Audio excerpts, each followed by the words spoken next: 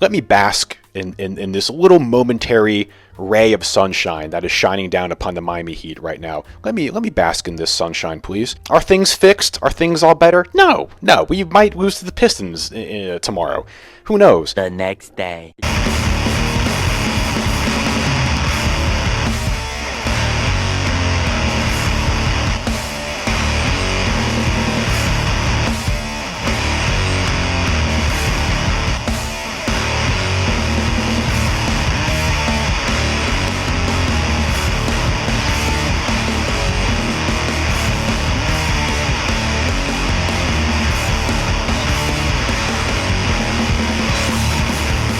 6 seconds left.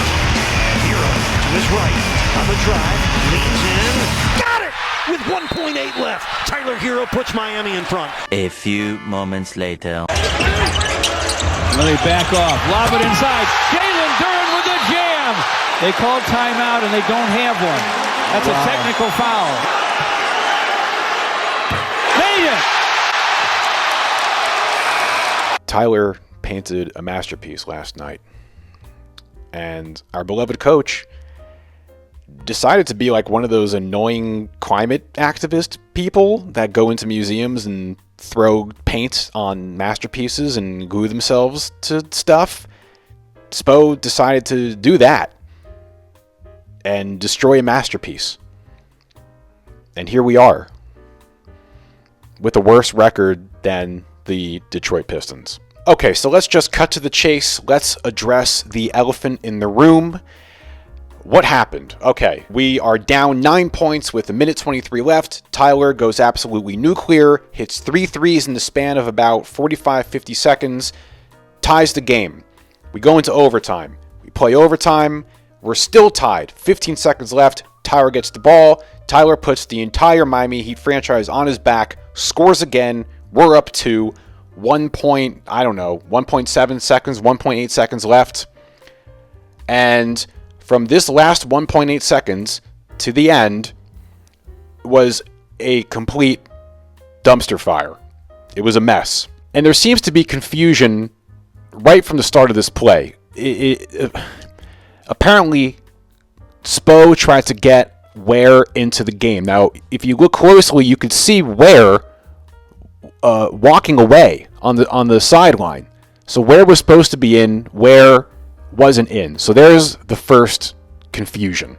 Why Ware wasn't in, I don't know. Why he wasn't guarding the guy inbounding the ball, I don't know. Why we have Terry Rozier in the game, who's a 6'1" bad defender instead of a bunch of bigger good defenders in the game, I don't know. There's 1.8 seconds left. We're up 2. Put in a bunch of good defenders. Put in Khalil Ware. Put in Jaime. Put in Kevin Love. Put in Bam. Put in Haywood.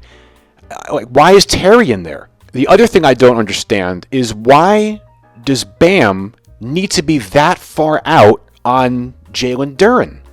He's not a ball handler. He's not a great passer. He's not a three-point threat. He's not any threat along the perimeter. Why do you need to be that far out on him? Why not, slack back a little bit, slack off him a little bit, so you won't get caught on a back screen? Terry should have communicated with him better that there was a back screen coming. Everybody getting mad at that Terry didn't switch. It wouldn't have mattered if Terry switched. What would Terry have done against 6'10", 250-pound Jalen Duren who's catching a lob? Jalen Duren wouldn't even have known he was there. Terry shouldn't have been in the game at this point. And the other thing is that, can't the Miami Heat see that a play like this is coming? We just ran a similar play 48 hours prior for Jovic against the Timberwolves. We've run this exact play before. I brought it up a few games ago. I think I brought it up maybe after we lost to the Kings of 2 occasions where Gabe Vincent hit Jimmy for a lob in this exact scenario. We're familiar with this kind of play. We can't see this coming? I don't know. It's so confusing. It amazes me how these teams, professional basketball teams, professional players, professional coaches, how they can mess up these kind of scenarios. We saw it in the Timberwolves game. the Timberwolves mess up their whole inbound play. With Anthony Edwards, he got the ball, then he's like, oh, you know what, I don't want the ball. Then Julius Randle realizes that he's supposed to be inbounding, then they're complaining to the ref, and the ref's like, what do you want from me? It's very strange to me. Now, right away, Jalen Duren gets the lob, dunks, and you immediately see Spo call a timeout. When we come to find out, we have no timeouts. Now, Spo, he apparently said that he had a mental lapse and that it was just a reactionary thing. He was mad, frazzled, that play broke down. It's a natural reaction to call a timeout in that scenario. But you can't let your emotions get the best of you. You got to know you have no timeouts. Like, that is a major, major mistake on his behalf. And you might even have had coaches telling him, like, Spo, we have no timeouts. We got to make sure, you play this out. Don't call a timeout. And he just naturally reacted that way. Not good. Now it turns into even more of a mess. You see everybody walking around. Everybody's confused. The refs and the players eventually find out that the Heat have no timeouts. Now the Pistons are all excited. They get a free throw. The camera cuts to Spo. Spo's mad. Camera cuts to Jalen Rose. They make a foul shot. They're up 1. Now, I didn't know this. Apparently, nobody knew this. Spo didn't know this. The players didn't know this. The announcers didn't know this. I didn't know this. I guess the rule is when you call a timeout and you don't have a timeout, it is a technical foul. They get a free throw. Plus, the other team gets possession of the ball. Everybody had assumed that the Miami Heat were going to get the ball with 1.1 seconds left on the clock. And you could see Spo tell Kevin Love to go in because naturally he's going to be inbounding because they're going to go for a long touchdown pass. Kevin Love goes walking on over to the baseline, and then a Pistons player comes walking over to the baseline. Kevin Love leaves, and now everybody discovers, like, oh, great, we don't even get to inbound the ball. And there's total confusion. Everybody's walking off the court, on the court. No one knows what's going on. And it ends, and that's that. Okay, so we got that out of the way. Now, let's praise Tyler, because, what's sad is that he had arguably the best game of his career, and unfortunately, no one's really going to talk about it, A, because we lost, and B, everybody's talking about, Spo calling that the last timeout in overtime when we didn't have a timeout, and essentially lost us the game. This kid has just completely taken his game to another level. He's proven all the haters wrong.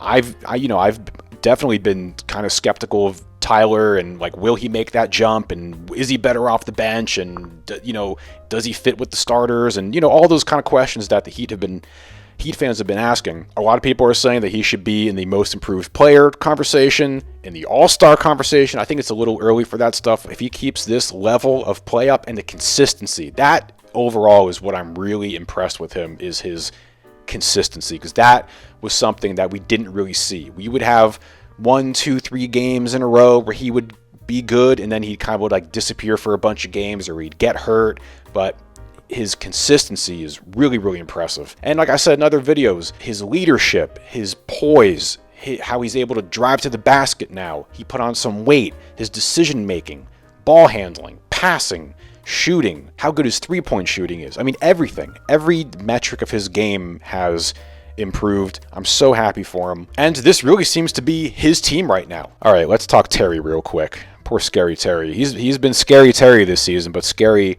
for all the wrong reasons. Everybody's calling for him to lose his starting spot and come in off the bench.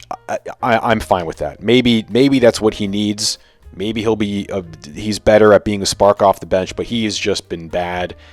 Pretty bad all season long, and last night, I mean, he can't hit a shot. His defense is bad. He's making bad mistakes. He stepped out of bounds twice. Everybody in Heat Nation seems to want less Terry minutes, and a lot of people want more Jaime minutes, more Duncan minutes, more Haywood minutes, more Khalil Ware minutes, more Pell Larson minutes. And maybe if Terry gets to be in a different position like that, like being able to cook with that second unit, maybe that'll get him out of this funk, and maybe he'll fit in there better. And Haywood, man, I want to give Haywood Highsmith some praise.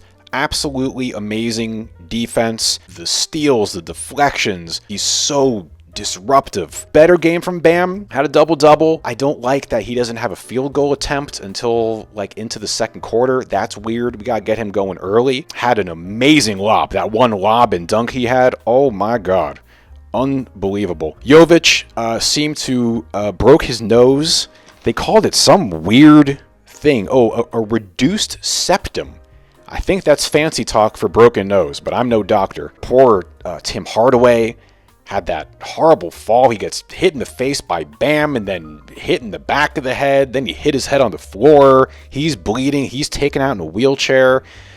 Tyler going off, and then the overtime and the no timeout. Just a crazy, wild, kind of crazy game, man. All right, so that's it. Rough season so far. Heartbreaking loss.